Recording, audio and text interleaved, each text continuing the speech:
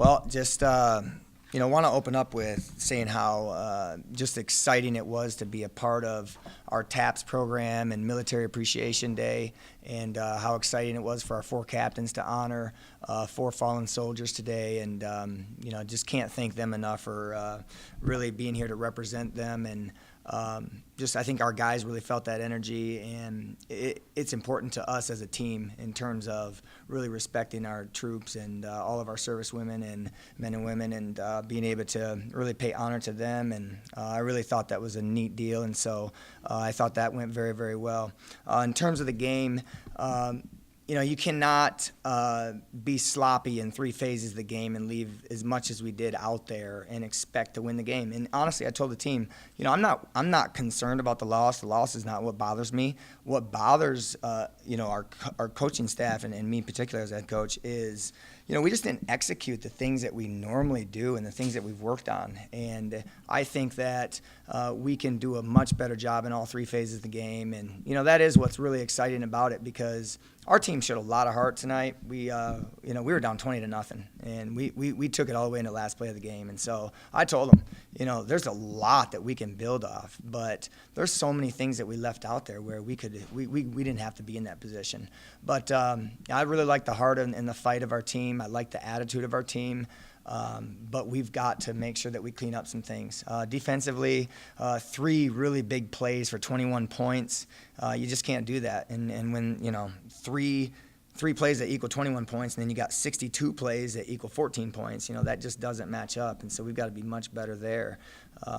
But I like the attitude of our guys. I really liked what we just did there in terms of our post-game meeting. And, we had captains step up and, really talk about what's important. And, we're going to find out what the character of our team is like. And I'm really excited as we move forward. And we got a lot of season left. And so nobody's cashing this thing in. And I'm proud of the way that we fought tonight. Coach, you said you were worried about how the outer expectations of the team. Everybody thinks you're a young team, inexperienced. What did you try to prove tonight with how they played? How did that really show through the organization? I'm not worried about that at all. I think more people on the outside are worried about that. I think our standard is extremely high no matter who's out there, and that's how we practice, that's how we train, that's how we talk to our guys. They know what the expectation is, and everybody needs to meet the bar and come up to the bar. And so we got a lot of guys that have not been in a situation out there in terms of playing a game in a UNCP uniform, and so they've all got to get used to what that process looks like during game day. And I think we got a lot of valuable learning lessons that we can take from this game tonight. Send a message to those people that think that about your team? I don't know. I mean, I honestly, that's the furthest thing from my mind, John. I'm worried about just making sure that our guys stay the course and making sure we execute. And I don't care how young or old we are. We're going to just try to make sure that every play is executed and focused on and done the best way that we can and stay into our process.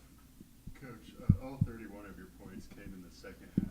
What was your message at halftime that inspired that run? Well, we just talked about riding the wave, and we used an analogy from the Floyd Mayweather and Conor McGregor fight, to be quite honest. And our guys were fired up about that this past weekend, and so I tried to use it with them to say, you got to ride the wave, and you got to just stick to what you know and be confident in who you are. And we tried to do that. We tried to just settle them down and just say that there's a lot of game left. There's a whole second half. You can't look at the scoreboard. And you just got to play one play at a time and just trust your process and fight and claw and scratch to get back in this thing. And I thought we really did. I thought it was great. Yeah, Don make his debut at quarterback. How do you think he was able to do that? Well, I mean, for a guy that has only redshirted in our program and have going out there the first game of the season and such a good matchup, and I think he performed very well. I really like his poise. I like his intangibles. There's a lot of things that he can do to execute better. He's got to hang on the football. He's got to be able to field every snap and little things like that. But that's going to come with time and experience, and I really like what he's able to give us tonight. Where you feel like those are the early 2 big plays to score a touchdown really shell-shocked the defense a little bit? Or it seemed like they seemed a little rattled from it. If you go back to the history between UNCP and Winston-Salem, the defense, our Code Black defense, has given up a touchdown on the first drive, I think, 3 or 4 years in a row.